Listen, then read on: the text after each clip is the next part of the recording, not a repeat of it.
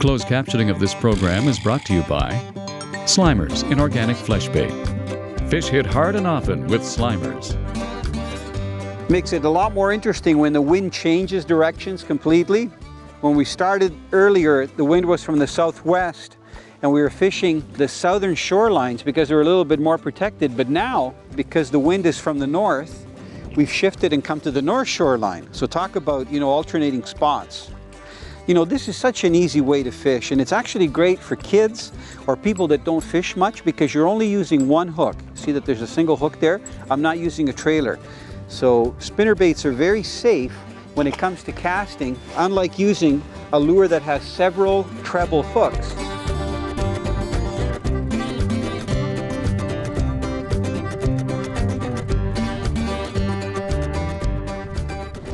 Most bait casting rods that you get on the market are one piece. The one thing that I really like about this new Avantis outfit that I'm using is that the rod is two-piece. So especially for people, that have smaller cars where you don't have a lot of room to fit a 6 or anywhere from a 5.5 to like 7-foot rod, a two-piece rod is ideal. And there's no problem. The rods have lots of strength to lift up bass like that out of the water. You can see the weeds still hanging from this guy. They're very plump, nice, healthy largemouth. Yeah, the actions can really vary on bait casting outfits, and one of the things that I tell people, especially when they email me and ask Italo if they're looking for an outfit, I suggest to them that they don't start with a really stiff one, especially if they're going to primarily be using it for bass. For example, this particular rod is rated for line from 8 to 17 pound test. And as you can see, if I grab the spinnerbait, it's got quite a bit of flex to it. Some bait casters are rated for much heavier line because they're multi-use. You can use them for casting much larger plugs. You can use them for pitching, not necessarily flipping, because for flipping you should be using a 7.5-foot rod or a little bit longer.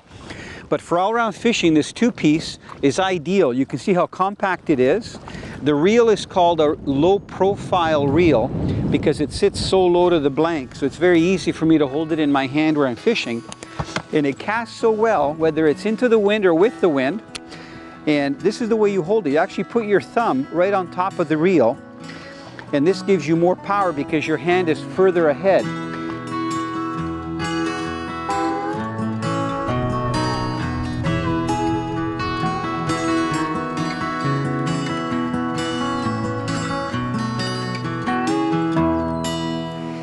Funny, sometimes these fish will hit when you get them, the lure so close to the boat. Just trying to turn this guy around so he doesn't go around the electric. You can probably hear the high whale, the cars going by. I was just working my way along the shoreline. If I can lift him right up to fish this bridge abutment, because this is classic man-made structure.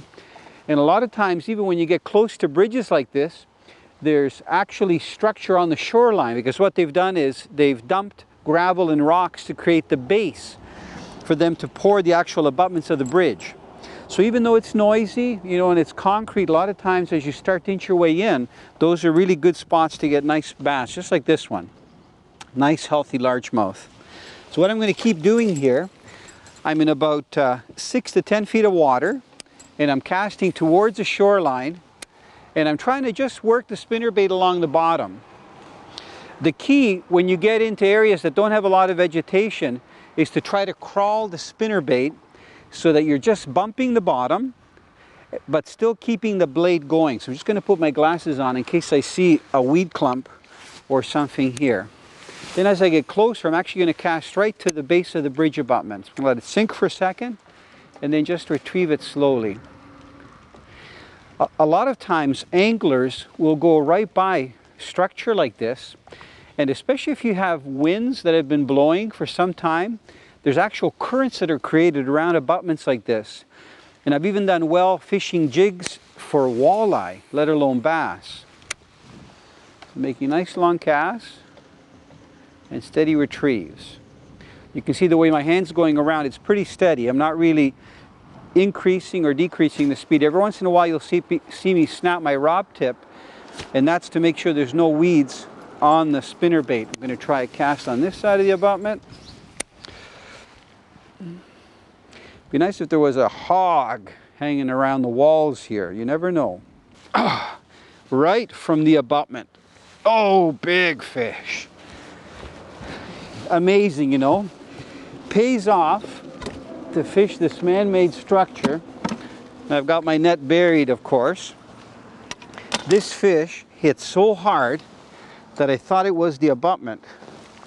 This is awesome. Look at this. You know, it's so nice to have these basket nets. Nice chunky largemouth. It's the middle of the day, you know, it's 2 o'clock and the winds shifted directions and we're still getting these nice largemouth just using these spinner baits. And I think one of the keys when you get around some of this man-made structure, if the water's a little bit deeper, and you know when you're talking about bass fishing, especially largemouth, deep can be 10 feet, 12 feet. It's very important that you reel in the spinner bait slowly.